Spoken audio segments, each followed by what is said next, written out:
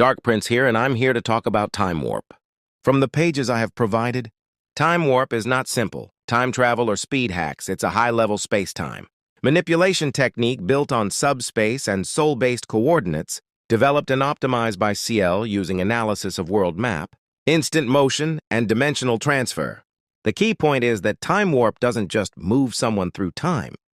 It temporarily detaches the user from the normal flow of space-time, allowing them to act from a higher, distorted frame where past, present, and future can be accessed or bypassed without rewriting causality directly. The text explicitly states that CL already understands space-time coordinates for people, connected via soul corridors, meaning time warp works by navigating informational and conceptual links, not raw physical movement. That's why Rimuru can return to earlier points, observe outcomes, and reposition himself. Without paradoxes, it's closer to timeline navigation and state selection than traditional time reversal.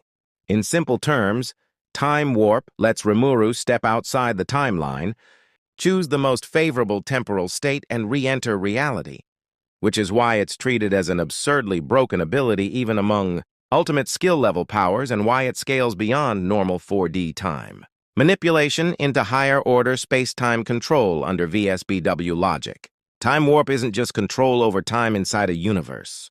That would be low 2A or 2B.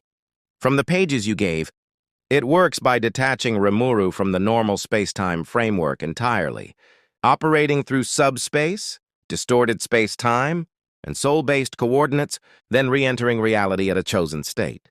That means he isn't bound to a single timeline, a single space-time continuum, or even standard causality, in VSBW terms affecting, navigating, and acting outside a complete space-time. Continuum is already 1C, territory, because it surpasses infinite 4D, timelines, and treats them as systems that can be stepped out of and re-entered. What pushes it higher is that time warp is not raw destruction but informational state-level control. Rimuru selects outcomes by manipulating the structure that governs space, time, and connection itself via soul corridors and subspace. That's why it doesn't cause paradoxes and why it's considered an ultimate skill tier technique.